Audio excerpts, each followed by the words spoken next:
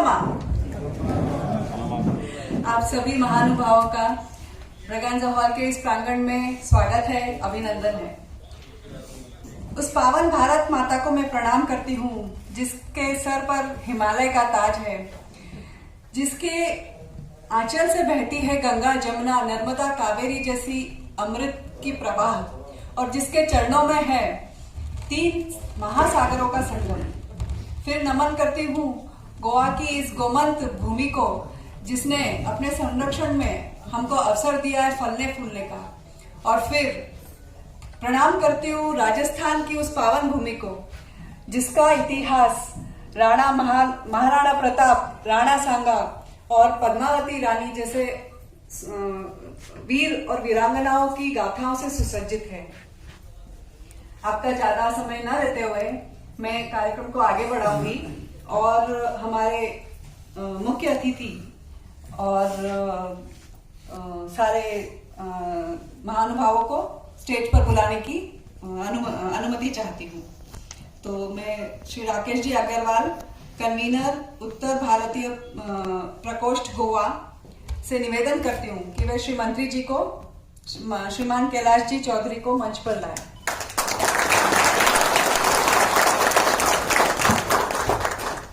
साथ ही मैं गजेंद्र जी राजपुरोहित, कन्वीनर उत्तर भारतीय प्रकोष्ठ गोवा को मंच पर पधारने का आग्रह करती हूँ। सुमन जी शर्मा को कन्वीनर उत्तर भारतीय प्रकोष्ठ से निवेदन करती हूँ कि वे भी मंच पर आए। मैं आमंत्रित करती हूँ मक्काराम जी चौधरी को मंच पर आने के लिए। भंवरलाल जी सुतार कृपया मंच पर आए।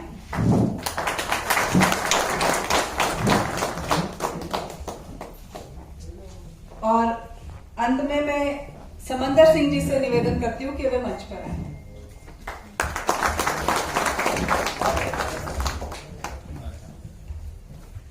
कार्यक्रम राजस्थान समाज रो हो और साफो को नहीं बंधे या तो होए को नहीं। तो मैं श्रीमान रेख राम जी सुतार से निवेदन करती हूँ कि वे आकर के माननीय मंत्री जी को साफा पहनाए।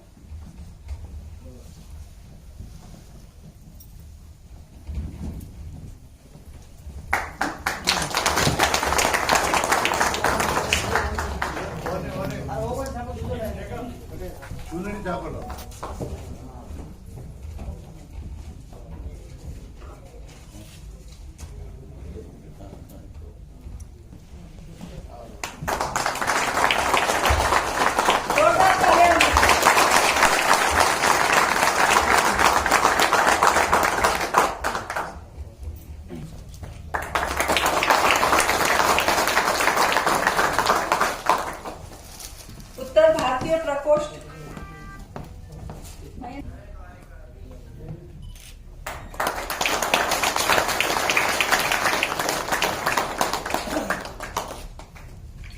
आदरणीय गौराज राम जी सुतार कृपया मंत्री जी को इधर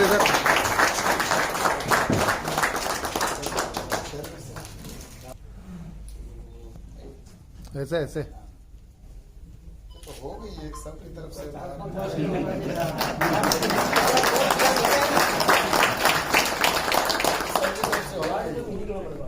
कि वे हमारे कन्वीनर उत्तर भारतीय प्रकोष्ठ भाजपा गोवा के कन्वीनर श्री राकेश जी का स्वागत करें बुके से।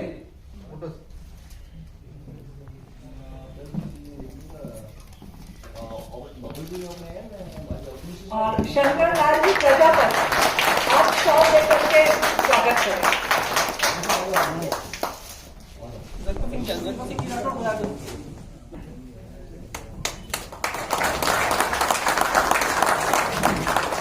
श्री तिलाराम जी से मैं निवेदन करूंगी कि श्री गणपत जी सोलंकी आप कृपया शॉल लेकर अभिनंदन करें।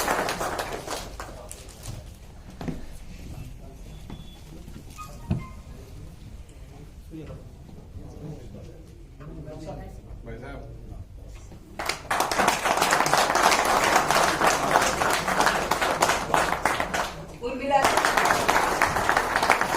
कल्पना जी शाह शॉल दीजिए।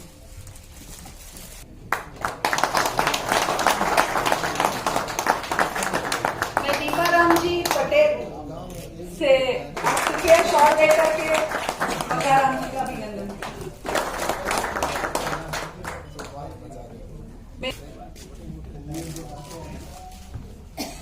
श्री कानू सिंह जी, आप कृपया आकर के शॉल देकर के अभिनंदन करें।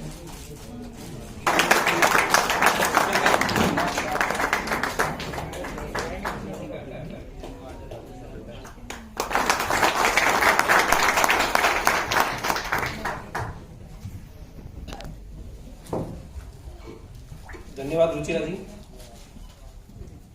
बोलो भारत माता की जय। राजस्थान में बाड़मेर जैसलमेर ऐसा जिला है जहां पे किसान अगर खेत में खड़ा होकर अकेला भी भारत माता की जय बोले ना तो पाकिस्तान में सुनाई देता है। पर अफसोस है कि आप इतने जन बैठे हैं और आवाज नीचे भी नहीं गई। बोलो भारत माता की जय। बोलो भारत माता की जय। हमको एक बार और बोला जोरा दोबारा। बोलो भारत माता की जय। इस बार पाकिस्तान पहुंच गया। व्यासपीठ पर विराजमान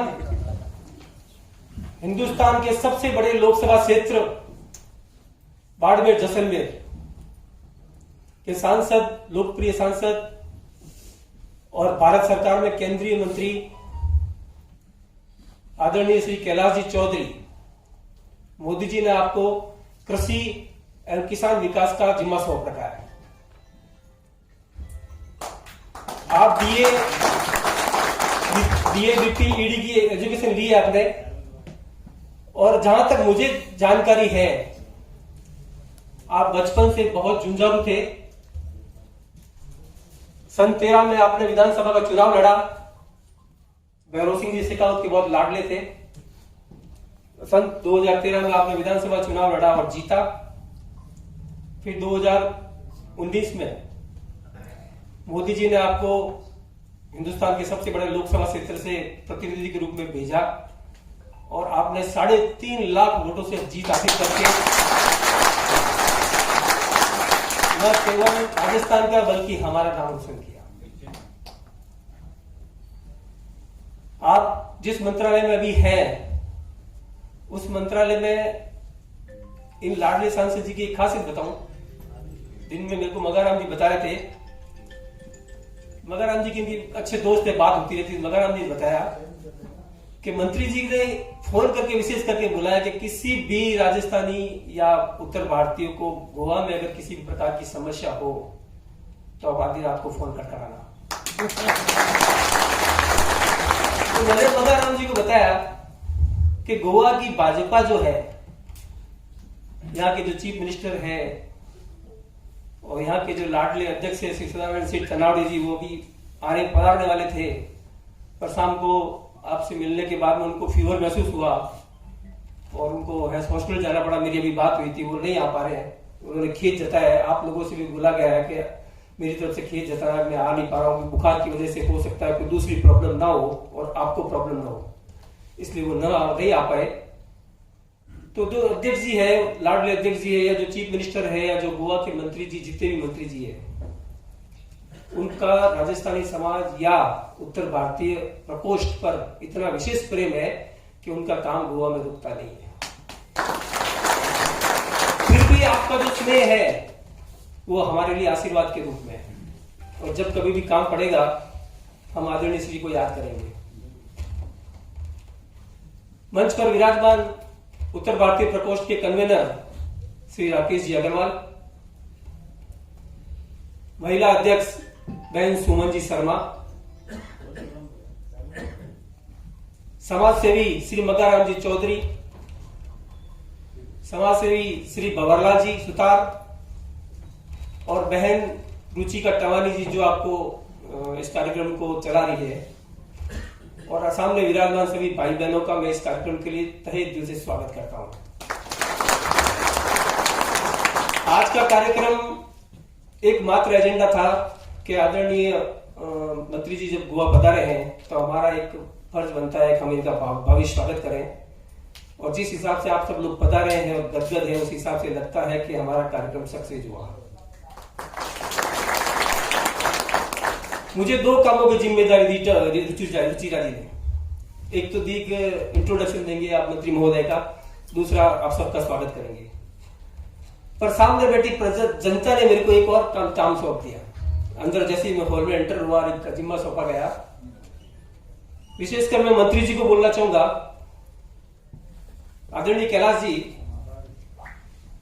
कोयम्बटूर से बीकानेर के लिए ट्रेन चलती है, वो एसी एक्सप्रेस है, और वो ट्रेन उत्तर गोवा में नहीं रुकती है, जबकि उत्तर गोवा पूरे वर्ल्ड के नक्शे पे छाया हुआ है टूरिस्ट के हिसाब से। उत्तर गोवा एक ऐसा प्लेस है जहां पे हर ट्रेन रुकनी चाहिए। ये ट्रेन राजस्थान में गुजरात, महाराष्ट्र गुजरात होते हुए राजस्थान से होकर निकलती है, और अफसोस की बात है कि वो उत्तर गोवा में कहीं नहीं रुकती।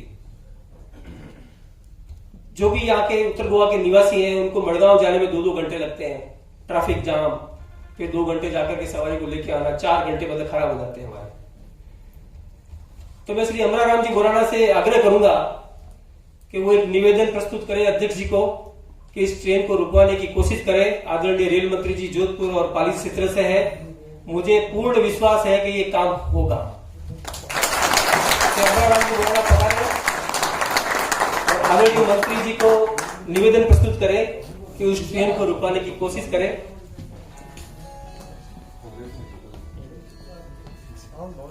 आइए आप पूरा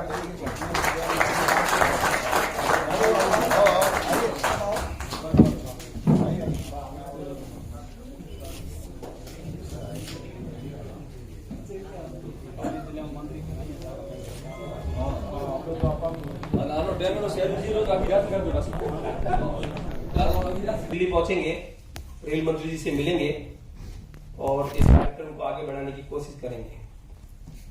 मैं ज्यादा नहीं बोलूंगा, मेरे को टाइम 3 मिनट का दिया गया था, 5 मिनट हो गए। धन्यवाद।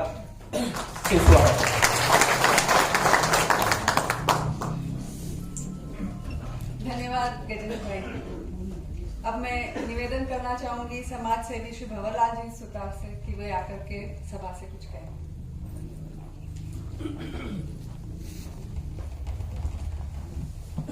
नमस्कार भाइयों।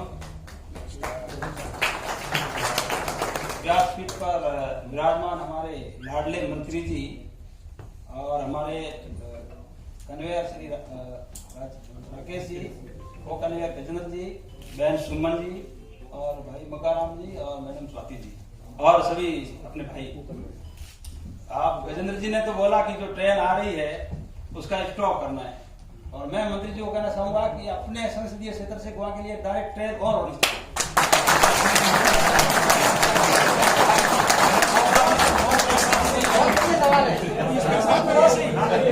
बाड़मेर जैसलमेर से सीधी साउथ इंडिया के लिए ट्रेन होगी और वो गोवा में रुकनी चाहिए। और दूसरी बात है काम की, कि आपके पास अभी अपना किसान कल्याण का काम है, और राजस्थान में और पूरे देश में किसानों की स्थिति अभी तक ठीक नहीं है।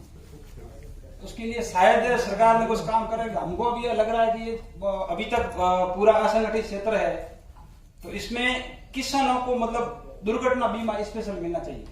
जैसे किसान खेत में काम कर रहा है, किसान कुएं में गिर गया या बिजली से करंट आ गया, काम करते हुए सर्प ने काट लिया या अन्य मतलब बहुत दुर्घटनाएं होती है, तो उसके लिए भी किसान के लिए स्पेशली कोई दुर्घटना का बीमा व्यवस्था नहीं है।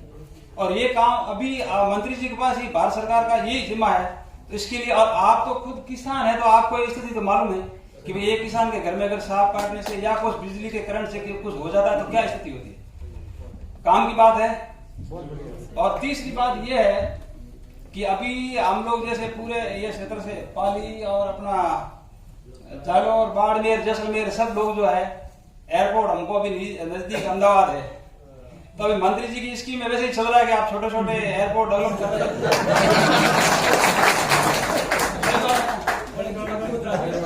बाकी क्यों ना कहेंगे, आज बाकी रहेंगे, बाद में कब बोलेंगे। तो जैसे हमारे नजदीकी जैसे डीसा है, डीसा जहाँ ऑलरेडी मिनी एयरपोर्ट बना हुआ है, और हमारे अभी वो एयरपोर्ट अभी जो नीली पट्टी बनी थी अपने चितलवाड़ा हमारे गांव के नजदीक, वहाँ भी ऑलरेडी गडकरी जी बता के गए हैं कि छोटा मतलब एयरपोर्ट बन सकता है। तो हमारा आपसे इसके ऊपर आप विचार करें। और ज्यादा समय मेरे को भी नहीं दिया हुआ, और मैं बोल देता हूँ लास्ट बात, हमारे प्रदेश अध्यक्ष जी आए नहीं तो उनके समक्ष बताता था। अभी पूरा उत्तर भारतीय समाज बैठा है और गोवा में हमारे पास कोई जमीन नहीं है, तो आप अभी सरकार आपकी और हमारी सबकी है, तो आप इसके लिए कुछ कर सकते हैं। यहाँ के सरकार को आप थोड़ा हमारे लिए बताइए कि कम से कम राजस्थानी समाज पूरे उत्तर भारतीयों के लिए कम से कम एक जमीन यहाँ को दी जाए, जहाँ एक हम ऐसा हॉल बनाए जैसे आप जैसे मेहमान आए तो हम स्वागत आराम से कर सके।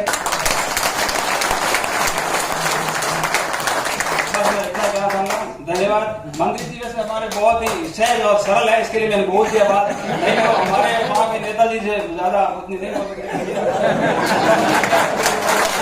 कुछ ज्यादा लगा हो तो अरे भगवान जी, खाने तो अंगली दी थे तो पूरा पोछा ही पकड़ लिया। सही है, बोलेंगे तो सही, जब हमारे ही है और तो बिल्कुल हक बनता है हमारा। मैं आदरणीय कन्वेनर श्री राकेश जी अग्रवाल जी से निवेदन करती हूँ कि अब वो आकर के कुछ अपनी बात करें।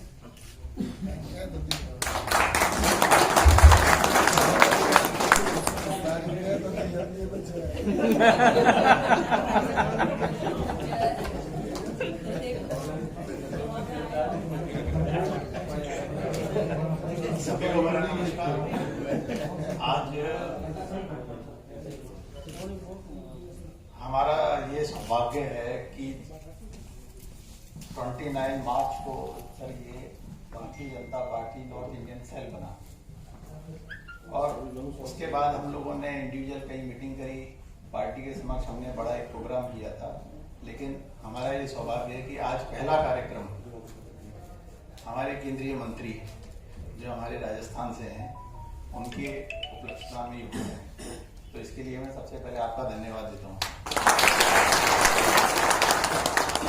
दूसरा, आपको बताएं, जैसा माननीय प्रधानमंत्री जी का कहना है सबका साथ सबका विकास, तो गोवा में भी करीब 12 लाख वोटर हैं सर, उसमें से 1 लाख वोटर नॉन गोवन है, और करीब 50-60% हमारे उत्तर भारतीय हैं, जिसमें सभी उत्तर भारत की स्टेट आती हैं।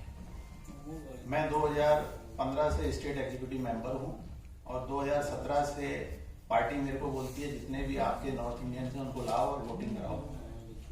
मेरा पार्टी से कहना था कि सर इलेक्शन हर साल होते हैं, पंचायत से लेके जिला पंचायत से विधानसभा से लेके लोकसभा तक, कभी म्यूनिसिपलिटी की, तो आप हमारे लोगों को बोलते हो तू जा इकट्ठा करके लाओ और हमारी पार्टी को वोट डलवाओ। मैंने कहा उसके बाद क्या होता है, हम भी भूल जाते हैं और आप भी भूल जाते हैं, तो क्यों ना इनको हम एक प्लेटफॉर्म पे लाएं। हमारे लोग जो यहाँ आते हैं आपसे कोई नौकरी नहीं मांगते, कोई रोड की समस्या नहीं है, कोई पानी की समस्या नहीं है, कोई इलेक्ट्रिसिटी की नहीं है, और किसी तरह के कानून की व्यवस्था में बाधा नहीं डालते।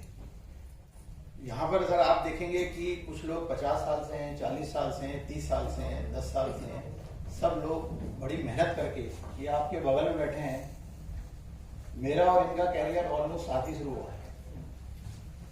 ये दिन भर घूमते थे और मैं भी दिन भर घूमता था साइकिल पे, मापसा से पंजिम कम से कम आप देखिए 2-2 बार 30-40 किलोमीटर साइकिल चलाता था। इनको कोई इनके साथी थे वो लेके घूमते थे, मैं देखता था। और सब लोगों ने यहाँ मेहनत करके और वेल सेटल हुए, और किसी भी तरह का किसी का कोई इन्होंने मतलब लॉ एंड ऑर्डर की प्रॉब्लम क्रिएट नहीं करी स्टेट के लिए, कोई न्यूसेंस क्रिएट नहीं करते, कुछ नहीं करते, स्टेट से कुछ नहीं मांगते। लास्ट टाइम जब अभी 5 तारीख को हमने एक अधिवेशन किया था नॉर्थ इंडियन सेल का, खुद मुख्यमंत्री जी ने पूछा आपकी समस्या क्या है, तो कोई समस्या इन्होंने बताई नहीं। एक छोटी समस्या रहती है कि वोटिंग कार्ड नहीं बन पा रहा, जिसके लिए भी अभी मुख्यमंत्री जी ने 2-3 बार बोला है कि आप इनसे पूरी पेपर फॉर्मेलिटीज कराइए, जिनको भी इंटरेस्ट है उनका आप डिटेल ले लीजिए, और हम पर्सनल लेवल पे आपको 1-2 ऑफिसर देते हैं, उनके साथ आप सहयोग करके इनके वोटिंग कार्ड बनवाइए। और मैं भी ज्यादातर लोगों को बोलना चाहता हूं कि क्योंकि जब हमारा काम धंधा यहाँ है, हमने घर बना लिए, दुकानें खरीद ली, तो वोटिंग कार्ड भी अगर हमारा यहाँ रहेगा तो हमको और थोड़ी वेटेज मिलेगी। मंत्री जी को मैंने अभी बोला ये बात, तो उन्होंने कहा कि नहीं ऐसा नहीं बोलना। अभी जब गजेंद्र जी ने बोला कि 3.5 लाख वोटों से हमारे मंत्री जी जीते, मैंने कहा हमारे यहाँ तो 200-250 वोटों से हार जीत हो जाती है, और उन 200-250 वोटों में हमारे वोट बहुत इंपॉर्टेंट है। भारतीय जनता पार्टी के सभी लोग, हम चाहे सेल बनाए या नहीं बनाए, लेकिन 99% लोग भारतीय जनता पार्टी को सपोर्ट करते हैं। जो शिक्षा आपने इन लोगों को दी है इसका पालन करते हैं। गोवा में 2000 किलोमीटर से आए हैं ये लोग, यहाँ सेटल हैं, लेकिन आज भी जब मैं इनके बीच में घूमता हूँ, इनका कल्चर, इनका रहन सहन, रीत रिवाज सब वही है। किसी ने मच्छी खाना नहीं सीखा, किसी ने दारू पीनी नहीं सीखी, लेकिन सुबह से शाम तक मेहनत करते हैं और अपना पास। सबसे बड़ी बात है कि हम लोगों ने अपने संस्कार नहीं छोड़े और हमने अपनी आइडेंटिटी, पहचान बना के रखी है। बोली भी नहीं छोड़ी सर। दूर से ही हमको कोई भी बोल देता है कि ये राजस्थान के हैं, ये यूपी के हैं, ये बंगाल के हैं, ये हरियाणा के हैं। वो और सभी के अपने अपने समाज हैं, सबके समाज के साथ ये लोग जुड़े हुए हैं। गोवा के किसी भी सामाजिक कार्य में, कोविड काल में भी सरकार की तरफ से मेरे को नहीं लगता कि नॉर्थ इंडियन लोगों को या साउथ इंडियन लोगों को थोड़ी कोई हेल्प मिली होगी, लेकिन हमारे समाज के लोगों ने पूरी भरपूर मदद करी।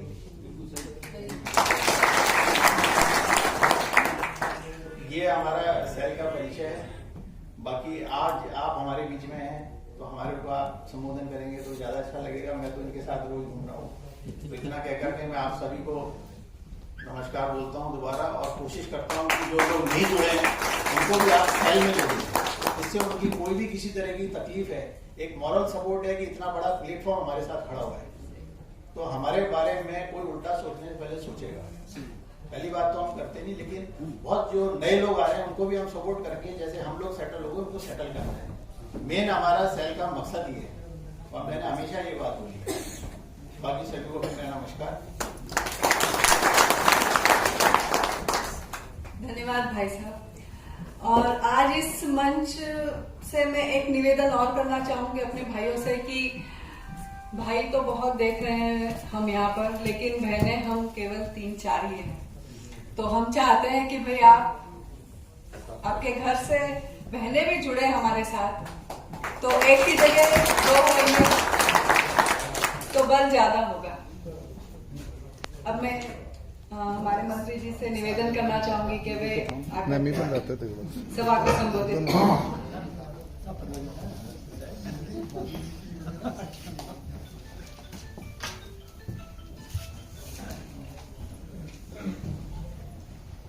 भारत माता की जय।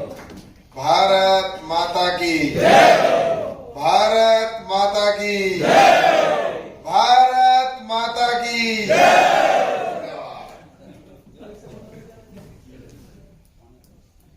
अब पता चला कि वास्तव में शेरों की आवाज है। हमारे मंच पर विराजमान हम सबके आदरणीय श्री राकेश जी अग्रवाल साहब, जो हमारे कन्वीनर भी हैं, ऐसे ही हमारे मंच पर विराजमान राजेंद्र सिंह जी राजपुरोहित को कन्वीनर, और हमारे मध्य उपस्थित हमारे महिला मोर्चा की अध्यक्ष बहन सुमन जी शर्मा, और समाज सेवी हमारे भंवरलाल जी सुथार, और हमारे मध्य उपस्थित सभी मंच पर बैठे अतिथि, जिसमें मगजी हमारे मगाराम जी और बहन रुचि जी जो संचालन कर रही है, और सभी सामने विराजमान हमारे वरिष्ठतम सभी प्रवासी भाइयों और बहनों, सबसे पहले तो मैं आप सबको धन्यवाद देना चाहूँगा कि आपने जो हमारा स्वागत किया, सम्मान किया, इसके लिए आप सबका बहुत बहुत आभार, बहुत बहुत धन्यवाद। और आज जैसा कि ये हमारी Bharatiya Janata party north Indian cell जो बना है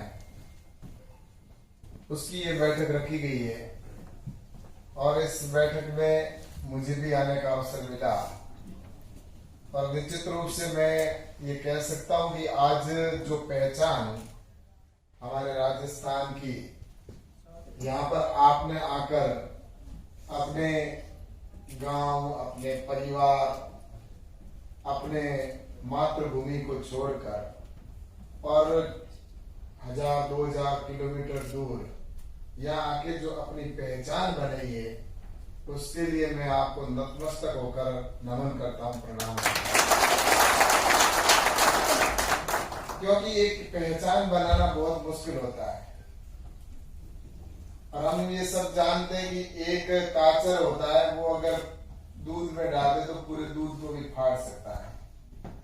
अपने वहां कहावत है ना कि एक काचर दूध फाड़ दे।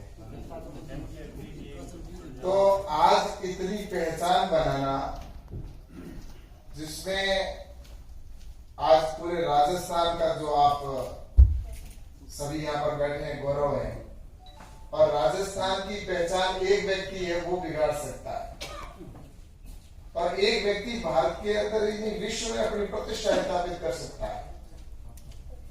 आपने देखा होगा महाराणा प्रताप, उन्होंने आज राजस्थान की प्रति जो जिस तरह से पहचान बनाई, आज तेजाजी का बलिदान, मीरा की भक्ति, तो वो सिर्फ एक व्यक्ति ने आज पूरे विश्व में और पूरे देश के अंदर अपना नाम रोशन कर दिया। उनके नाम से अपने देश को पहचाना जाता है, उसके प्रदेश को पहचाना जाता है।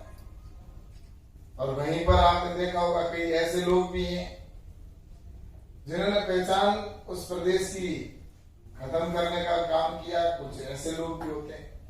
तो इसलिए मैं कहना चाहता हूं कि हम उस प्रदेश के चेहरे हैं और यहाँ आकर जो यहाँ पर मैं आज हमारे सीएम साहब से भी मिला, यहाँ के प्रदेश के अध्यक्ष भारतीय जनता पार्टी के, उनसे भी मुलाकात हुई और उन्होंने वास्तव में जो हमारे राजस्थानी प्रवासी भाइयों की और उत्तरी भारत के पूरे जो यहाँ पर प्रवासी रहते हैं, ऐसा नहीं राजस्थानी, पूरे उत्तरी भारत के प्रवासियों की जिस तरह से उन्होंने तारीफ की, प्रशंसा की और जो आपने यहाँ पर पहचान बनाई, तो वास्तव में ऐसा एक प्रदेश का सीएम अगर तारीफ करता है पूरे पश्चिमी और उत्तरी भारत के सभी नागरिकों की, तो एक अपने आप में एक गर्व होता है, अपने आप को एक खुशी महसूस होती है कि मेरे भाइयों का और वास्तव में मैं आप सबको बहुत बहुत शुभकामनाएं देना चाहता हूं कि आप तरक्की करें, आगे बढ़े, आगे से बीच में से आ जाए। आपने जिस तरह से हमारी पहचान बनाई है और निश्चित रूप से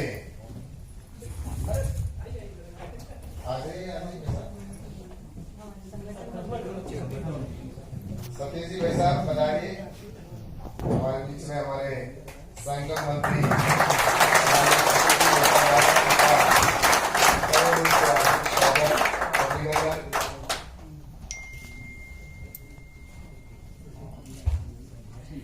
आज जिस तरह से पहचान बनी है, निश्चित रूप से स्वागत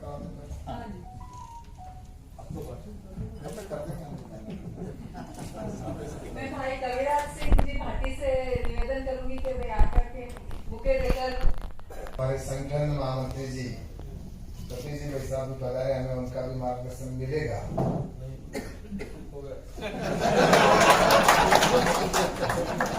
तो ऐसा है कि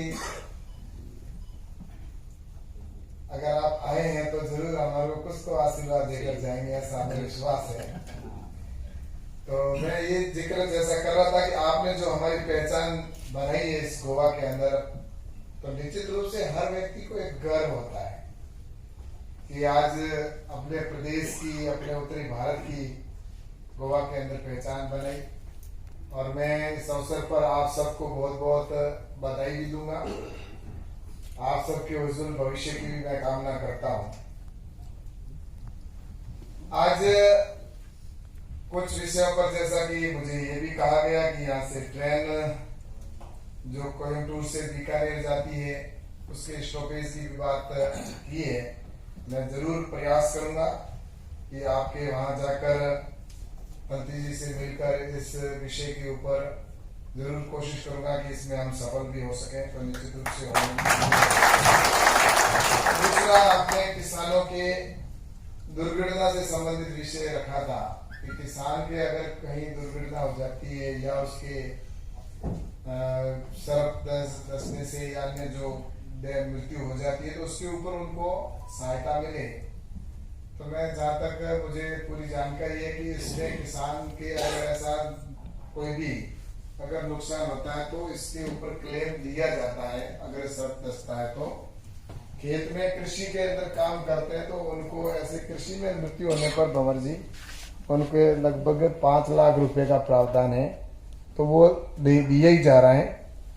और एक हमारी जो बीमा की योजना है जिसमें जो भी किसान अगर अपना इंश्योरेंस करवाना चाहता है तो इंश्योरेंस करवाएगा तो उसका इंश्योरेंस का क्लेम निश्चित रूप से मिलता है। और एक विषय विशेषकर जो एयरपोर्ट की बात की है तो एयरपोर्ट के बारे में बाड़मेर के अंदर बहुत जल्दी एक एयरपोर्ट अपना स्थापित होने जा रहा है और उसकी जमीन भी अलॉट हो चुकी है और बहुत जल्दी आपको हवाई सेवा के माध्यम से जोधपुर तक की यात्रा तो कर ही रहे हैं, लेकिन जल्दी बाड़मेर के अंदर भी ये आपको एक बड़ी सुविधा उपलब्ध होने की मुझे पूरा विश्वास है, हो भी जाएगी। और आज जैसा कि हम सब यहाँ पर बैठे हैं और जैसा कि हमारे नॉर्थ इंडिया के हम सभी कार्यकर्ता और जो भारतीय जनता पार्टी का सेल बना है और भारतीय जनता पार्टी का सेल बना है, तो अब मुझे जिस तरह से यहाँ पर कहा गया कि लगभग ये पहली बैठक है और इस पहली बैठक के अंदर हम कुछ ऐसा संकल्प लेके जाएं कि जो हमारे भाई आज जो इस सेल के साथ में नहीं जुड़े हुए हैं उनको हम जोड़ें और हमारे सरकार की जो योजनाएं उनके बारे में भी हम बताएं। और आज जैसा कि भारत सरकार की ऐसी कई योजनाएं हैं जो हमें खुशी एक गर्व महसूस होता है कि जो आज योजनाएं प्रारंभ हुई है, अभी जो माननीय नरेंद्र मोदी जी के नेतृत्व में जो योजनाएं प्रारंभ हुई वो अगर पहले प्रारंभ हो गई होती तो हमारा देश कहां से कहां पहुंच गया होता। आज हम सभी यहाँ पर बैठे, लेकिन हमारे जैसे हम जिस क्षेत्र से आते हैं पश्चिम राजस्थान के और हरियाणा और जो हमारा आसपास का क्षेत्र है वहां पर किस तरह की स्थितियां थी, शायद आज से 20 साल पहले या 15 साल पहले जब आप वहां से आए थे तो उस समय क्या हमारे गांव की स्थिति थी। हमारे वहां पर सड़कें नहीं हुआ करती थी, न हमारे वहां गांव में लाइट हुआ करती थी और ना ही किसानों के लिए कोई विशेष सुविधा होती थी। किसान के अगर अकाल पड़ गया तो वो अपने हाल के ऊपर रोता था, उसको कोई पूछने वाला नहीं होता था। और उस समय जब प्रधानमंत्री अटल बिहारी जी वाजपेयी जी जब प्रधानमंत्री बने तो उन्होंने हर गांव को सड़क से जोड़ने का काम किया प्रधानमंत्री ग्राम सड़क योजना के तहत। और उसी का परिणाम है कि आज हमारे गांव के अंदर आपने देखा होगा कि सब जगह जो भी मकान, चाहे पक्का मकान हमारा अगर वहां पर बना हुआ है तो वो सड़क की बदौलत बना, वरना वहां पर सड़क नहीं होती तो वहां पर ना हमारे कोई भी वहां पर साधन पहुंच पाते। आज विकास की बात करें तो किसानों के लिए किसान क्रेडिट कार्ड भी अगर प्रारंभ किया तो अटल बिहारी जी वाजपेयी जी ने प्रारंभ किया और केसीसी के माध्यम से जो किसानों को क्रेडिट कार्ड के माध्यम से लोन मिलता है, क्लेम जो मिलता है, तो वो उस समय प्रारंभ हुआ। और दूसरी बात है किसानों के लिए फसल बीमा योजना है। आज एक आदमी का इंश्योरेंस होता था, एक गाड़ी का इंश्योरेंस होता था, एक फैक्ट्री का इंश्योरेंस हो जाता था, लेकिन धरती पुत्र अन्नदाता मेहनत कश किसान रात दिन खेत में काम करता लेकिन उसका कभी इंश्योरेंस नहीं हुआ करता था। उसका इंश्योरेंस करवाने का काम भी अगर किसी ने शुरू किया तो वो हमारे प्रधानमंत्री स्वर्गीय अटल बिहारी जी वाजपेयी जी के समय में। आज किसान को चिंता नहीं है। अभी आपने देखा होगा हमारे यहाँ पर सोइंग भी कई ऐसे स्थान है जो मेरे कॉन्स्टिट्यूंसी के अंदर है, कुछ बीकानेर में है, कुछ ऐसा आसपास के जो क्षेत्र हैं वहां पर खेती के अंदर सोइंग ही नहीं हुई, लेकिन उसके बावजूद भी किसान को यह संतुष्टि है कि सरकार हमारे साथ में है और हमारे को क्लेम मिलेगा, और निश्चित रूप से इस बात को लेकर किसानों में विश्वास है। तो वो फसल बीमा योजना की वजह से इस तरह से किसानों के लिए योजनाएं बनी। और उसके बाद में जैसा कि आपको पता है, बीच में कुछ कालखंड ऐसा आया जिस तरह से सरकार बनी यूपीए की सरकार, उसमें कोई काम विशेष आगे नहीं बढ़ा। लेकिन जब हम सबको पता है कि माननीय नरेंद्र मोदी जी की जब से सरकार बनी है, तब से इस देश के अंदर जिस तरह से विकास हो रहा है, विकास को प्राथमिकता देकर हम आगे बढ़ रहे हैं। और उसके बाद में आपने देखा होगा कि गांव के अंदर हमारी बहन बेटियों के लिए शौचालय की व्यवस्था नहीं हुआ करती थी। आजादी के 70 साल बाद भी हमारी बहन बेटियों को शौच जाने के लिए रात का इंतजार करना पड़ता था कि कब रात हो और कब वो शौच जाए। हमारे बुजुर्ग होते थे, उन बुजुर्गों की ये स्थिति होती थी कि सर्दी के अंदर वो बाहर जा नहीं पाते थे शौच करने जाने के लिए, इसलिए उनकी क्या स्थिति होती थी। उन बहन बेटियों की इज्जत को बचाने का अगर किसी ने काम किया तो हर घर शौचालय बनाकर प्रधानमंत्री माननीय नरेंद्र मोदी जी ने उन बहनों को इज्जत देने का काम किया। और गांवों के अंदर लाइट नहीं हुआ करती थी। आज आजादी के बाद में देश के अंदर टोटल जितनी आजादी के बाद में जो लाइट का जो घरों में जिनमें लाइट थी, वो सिर्फ 36% घरों में लाइट की रोशनी हुआ करती थी। जहां आजादी के बाद में आज सिर्फ 36% घरों में लाइट थी। मुझे कहते हुए खुशी होती है कि आज लगभग 95% घरों के अंदर लाइट पहुंच गई है। और आज प्रधानमंत्री आवास योजना बनी है, जिसके अंदर गांव और गरीब जो रहने वाला गांव में, उसको ये कभी सपना देखा करता था कि मेरा भी कभी पक्का मकान बनेगा क्या। और वो सिर्फ कभी सुबह जब उठता था जल्दी, तो अपने घर का कोई एक भाई दूसरे भाई के बड़ा अच्छा मकान बना हुआ होता था, तो वो उसकी ओर देखते हुए घर से मजदूरी के लिए निकलता था कि मैं वो शाम को घर आता, फिर सुबह उसी आशा के साथ में कि मेरा भी कभी पक्का मकान होगा। ये सिलसिला चलता रहता था और इसी आशा के साथ में वो जिंदगी से चला जाता, लेकिन उसके पक्के मकान का सपना पूरा नहीं होता। और हम सब जानते हैं कि कब कौन सी ढाणी में आग लग जाए और उनकी ढाणी जलकर कई बार तो स्वाह हो जाती, कई बार कई ऐसे जिंदे आदमी की जाने उसके अंदर चली गई। कभी इसके ऊपर चिंतन नहीं किया कि कोई ऐसी भी कोई योजना बने, लेकिन प्रधानमंत्री ने प्रधानमंत्री आवास योजना बनाई और उसकी वजह से गांवों के अंदर आज घरों के अंदर 1.5 लाख रुपए के पक्के मकान बनाए जा रहे हैं। हर पंचायत में लगभग 400-500 मकान बन चुके हैं। इस तरह से पक्का मकान बनाने की योजना बनी। गांवों के अंदर हमारे गैस के कनेक्शन, शहर के अंदर लाइन लगती थी, ये हम सब ने अपन सब ने देखा है, कई बार अपने जीवन के अंदर महसूस किया होगा। महीना तक 15-20 दिन तक तो शहर के अंदर नंबर नहीं आता था गैस की टंकी के लिए।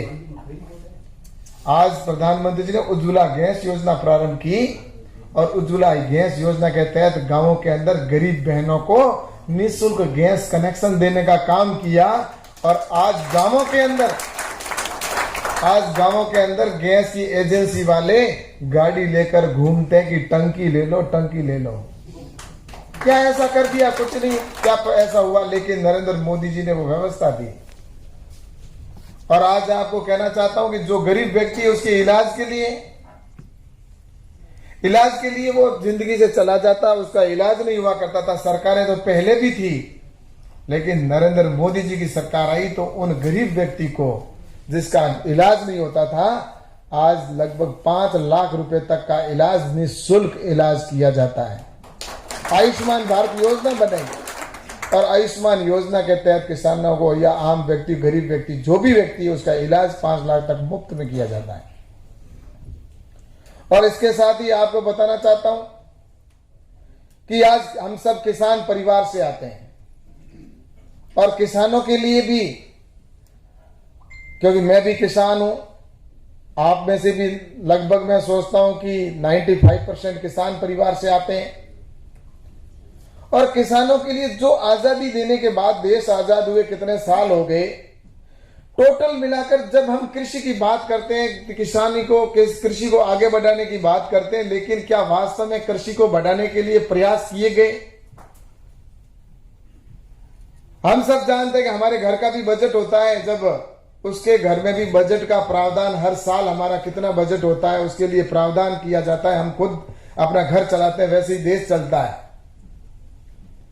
और देश की आजादी के बाद में देश के कृषि का जो टोटल बजट होता था उन 2014 तक कभी 15,000 करोड़ रुपए, कभी 20,000 करोड़, हाईएस्ट अधिकतम 2013 के अंदर 23,000 करोड़ रुपए कृषि का बजट था। और उसमें से आधे तो अधिकारियों की सैलरी में चले जाते थे और बाकी जो बचता था पैसा उससे थोड़ी बहुत योजनाएं चलाते थे।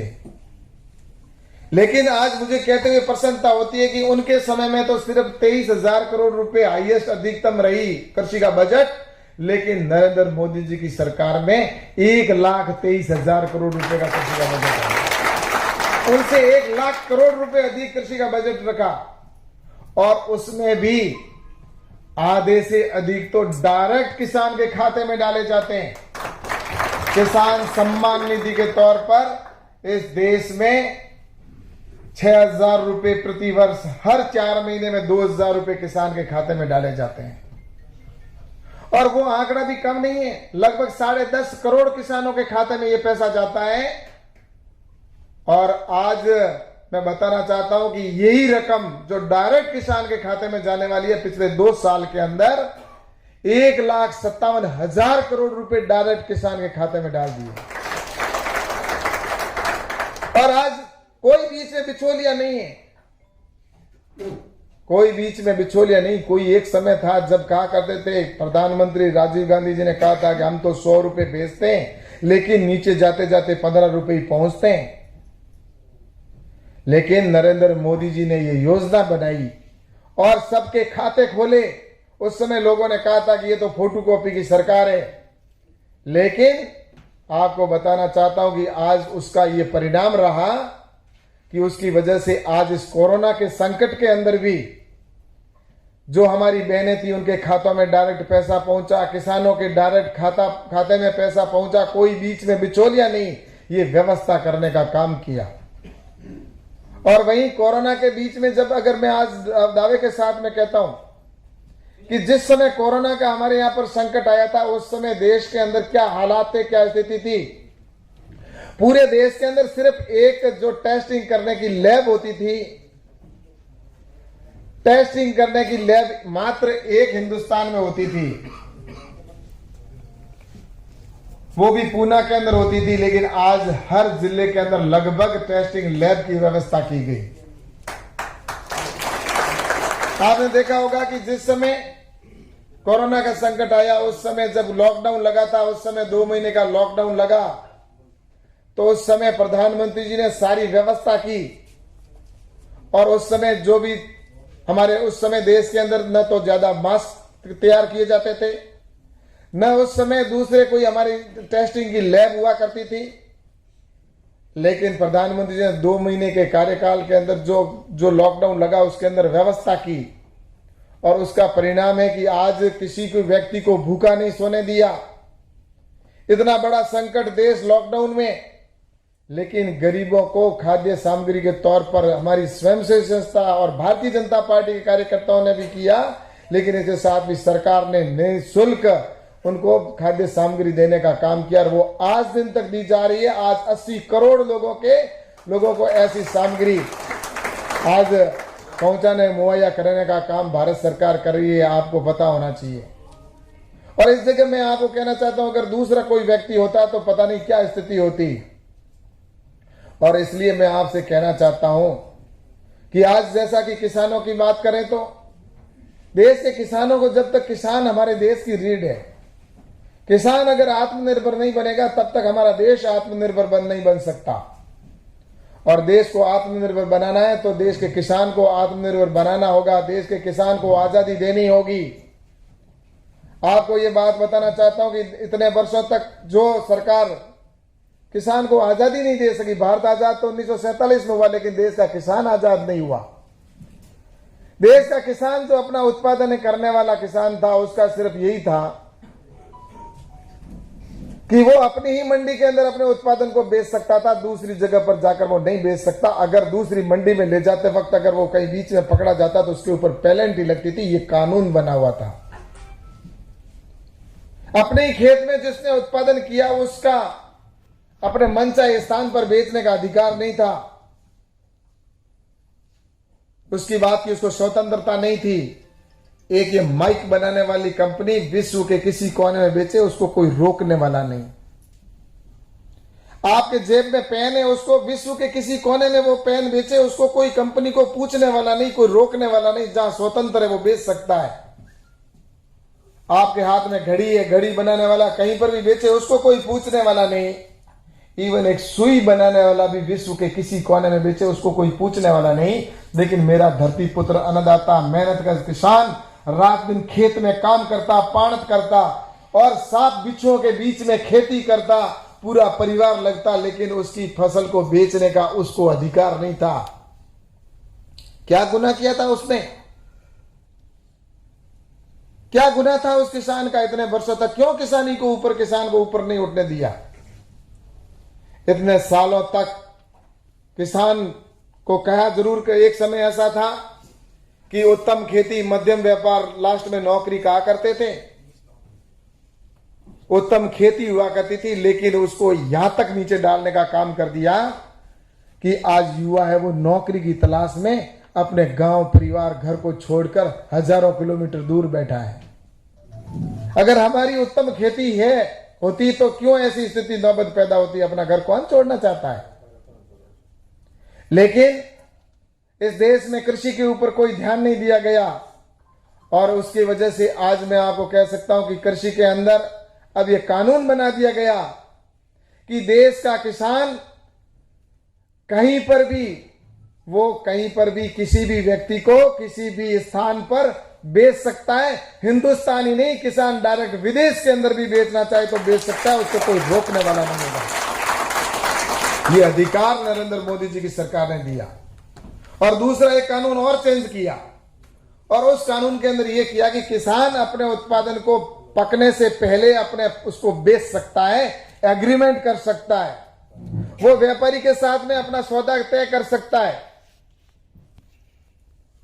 आपके अगर मान लो जीरा पैदा होता है या आपके अनार पैदा होता है या आपके दूसरी कोई बाजरी पैदा होती है, मूंग, मोट, कुछ भी आप मान लो, और आपका जीरे का मैं उदाहरण देना चाहता हूं कि अगर आपने सौदा किया किसी व्यापारी के साथ में फसल बोने से पहले कि आपकी फसल का मान लो 100 रुपए के अंदर जीरे का सौदा कर दिया आपने कि 100 रुपए के भाव से मैं बेचूंगा तुम्हारे को जब मेरी फसल पकेगी, तो दोनों के बीच में एग्रीमेंट हो गया स्टाम्प के ऊपर।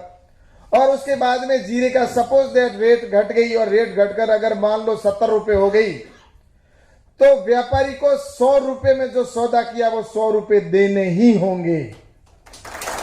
और अगर नहीं देगा 100 रुपए तो उसके खिलाफ कानूनी कार्रवाई होगी और 150% पेनल्टी लगेगी उसके ऊपर। जितना उत्पादन हुआ है उसका 150 गुना पेनल्टी लगेगी उसके ऊपर, 150% पेनल्टी। और अगर मान लो जीरे की रेट बढ़ गई और जीरे की बढ़कर रेट 150 रुपए हो गई, तो ऐसे समय में किसान का मन बदल सकता है। किसान का मन बदल सकता है कि उसने सौदा तो 100 रुपए में किया लेकिन उसकी रेट तो 150 रुपए में मार्केट रेट है। तो मुझे बताते हुए प्रसन्नता है कि इसके कानून के अंदर जो नया कानून बनाया उसके अंदर देश का किसान बढ़ी हुई दर पर 150 रुपए में दूसरे व्यापारी को बेच सकता है, उसके खिलाफ कोई कानूनी कार्रवाई नहीं होगी। किसान स्वतंत्र है, किसान बढ़ी हुई दर पर बेच सकता है, उसके खिलाफ कोई कानूनी कार्रवाई नहीं कर सकता, व्यापारी सौदे से मना नहीं कर सकता। और बिना टैक्स, किसी प्रकार का टैक्स नहीं। मंडी के अंदर जाएंगे तो मंडी का टैक्स लगेगा, राज्य सरकार का अधिकार है। मंडी परिधि के बाहर किसान का व्यापारी सौदा होगा तो उसका कोई किसी प्रकार का टैक्स नहीं लगेगा, ना राज्य सरकार ले सकती है ना केंद्र सरकार ले सकेगी। टैक्स से मुक्ति करने का काम किया। और दूसरा मैं आपको यह भी बताना चाहता हूं कि अगर सपोज दैट व्यापारी और किसान के बीच में विवाद हो गया जो सौदा किया और उसके अंदर कहीं समझौता हो, विवाद हो जाता है, तो उसका फैसला एसडीएम 30 दिन के अंदर सुनाएगा। और उसमें भी व्यापार किसान से पूछा जाएगा, उसमें अगर उसने एडवांस पैसा लिया है वो तो वापस देना पड़ेगा। अगर उसने दूसरे व्यापारी को बेच दिया माल अगर बढ़ी हुई दर पर, तो जो उसने एडवांस लिया वो पैसा उसको वापस देना पड़ेगा। ऐसी स्थिति के अंदर वो अगर एडवांस दिया हुआ वापस नहीं देता है, तो व्यापारी अगर कोर्ट में जाता है एसडीएम के, तो वहां पर भी एसडीएम किसान से पूछेगा कि क्या तुमने एडवांस पैसा लिया है। उसके ऊपर एग्रीमेंट में वो सारी चीजें लिखी हुई होती है, स्वाभाविक है, लिया है तभी तो लिखा है। और वो उससे पूछेगा कि ये पैसा जो तुमने लिया है वो वापस कब देगा। किसान कहेगा मैं तो इस पैसे को 6 महीने बाद में दूंगा, तो उसमें एसडीएम लाइन लिख देगा तुम्हें 6 महीने बाद में पैसा मिलेगा। अगर किसान कह देगा कि नहीं मैं तो 1 साल बाद में दूंगा, जब मेरी नई फसल आएगी उस समय दूंगा, तो उस समय वो लिख देगा कि उसमें भी एसडीएम लाइन लिखेगा कि तुम्हें 1 साल बाद में पैसा मिलेगा। और किसान कह देगा नहीं मैं तो 1 साल बाद में दूंगा, लेकिन वो भी किस्तों में दूंगा, तो एसडीएम उसको बोलकर ये नहीं कह सकता कि तुम्हें किस्तों में क्यों दे रहा है, एक साथ दे। वो जैसी भाषा बोलेगा वैसी भाषा उसको लिखनी पड़ेगी, और वो भी बिना ब्याज। उसने अगर 2 साल यूज लिए पैसे, 3 साल यूज लिए, लेकिन उसका 1 पैसे का भी ब्याज नहीं लगेगा किसान का। ये इस कानून में प्रावधान कर दिया। और उससे भी आगे बढ़कर कहना चाहता हूं कि अगर किसान ने मना कर दिया कि मैं पैसा नहीं दूंगा, वैसे प्रधानमंत्री नरेंद्र मोदी जी ने देश के किसान पर भरोसा किया है। आज आपको पता है 16 लाख करोड़ रुपए केसीसी के माध्यम से किसान को भारत सरकार देती है केसीसी के अंदर, लेकिन किसान बड़ी ईमानदारी के साथ में पैसा वापस लौटाता है। इसलिए प्रधानमंत्री जी को भरोसा है, नरेंद्र मोदी जी को, कि किसान जो वादा करता है, जबान करता है, उसके ऊपर खरा उतरता है। इसलिए इस कानून के अंदर स्पष्ट रख दिया है कि अगर किसान ने सपोज दैट मना भी कर दिया कि मैं एडवांस दिया हुआ पैसा नहीं दूंगा, तो भी इस कानून में यह प्रावधान नहीं किया कि किसान के खिलाफ कोई भी कानूनी कार्रवाई हो सके। कोई जमीन से संबंधित कोई कार्रवाई नहीं होगी, ना किसी प्रकार का पैसे की रिकवरी से संबंधित एसडीएम फैसला सुना सकता है। इससे बढ़िया क्या कानून हो सकता है, मुझे ये बताओ। और ये इसलिए कि नरेंद्र मोदी जी को भरोसा है कि किसान ऐसा नहीं कर सकता, इसलिए ये सारा कानून इतना शानदार बनाया। लेकिन कुछ लोगों को पेट में मरोड़े आ रहे हैं, तकलीफ हो रही है। और ये जो नेता भाषण दे रहे हैं, वहां पर चाहे वो आंदोलनकारी हो चाहे दूसरे हो, अगर जो विपक्ष में जो आज हैं, वो तो खुद इस कानून को लाना चाहते थे। और अभी जो नेता इनका कर रहे हैं, समर्थन विरोध कर रहे हैं, इन सभी की पहले ये मांग थी। ये खुद मांग करते थे कि हमारे को आजादी दो, कब हम अपने फसल को मनचाहे स्थान पर बेच सकते हैं। लेकिन सिर्फ झूठ का पुलिंदा बनाकर कि किसान की जमीन चली जाएगी। मैं कहना चाहता हूं, जब किसान के खिलाफ कोई कानूनी कार्रवाई कर ही नहीं सकता, एसडीएम का इस कानून में प्रावधान ही नहीं है, तो जमीन कहां से जाएगी, मुझे बता दो। लेकिन इस तरह से किसानों को भ्रमित करने का काम भी किया जा रहा है। इसलिए मैं आपसे कहना चाहता हूं कि किसानों के जीवन के अंदर परिवर्तन करने का काम आज मोदी जी की सरकार ने किया है। आज चाहे सम्मान निधि का पैसा हो, चाहे हमारे किसानों के लिए 10,000 एफपीओ बनाए जा रहे हैं, अब किसानों का समूह बनेगा। छोटे छोटे किसान हैं, उनकी जोतों को जोड़कर बड़े उसकी खुद की प्रोसेसिंग यूनिट लगाएंगे। खुद किसान मिलकर जो चीज, आज एक उदाहरण के तौर पर जो बाजरा है, किसान का बाजरा कितने रुपए में बिकता है? हमारे वहां पर बाजरा ज्यादा पैदा होता है भाई साहब, हमारे वहां पर बाजरे का उत्पादन अधिक है। बाजरा हम 15 रुपए या 14 रुपए किलो के अंदर बेच के आते हैं मंडी के अंदर, लेकिन बाजरे से बनने वाले उत्पादन जो प्रोडक्ट है, बाई प्रोडक्ट है, वो अगर किसान बनाना शुरू कर दे तो उसकी इनकम किसान को होगी कि नहीं होगी? बाजरे से बिस्किट बनता है, लेकिन हमने कभी खाया? बाजरे का बिस्किट है वो कम से कम तो भी 500 रुपए किलो के अंदर आटे के हिसाब से बनकर तैयार होता है। जो 15 रुपए किलो के अंदर हम बाजरा मंडी के अंदर बेच के आए, वही 500 रुपए किलो हो जाता है।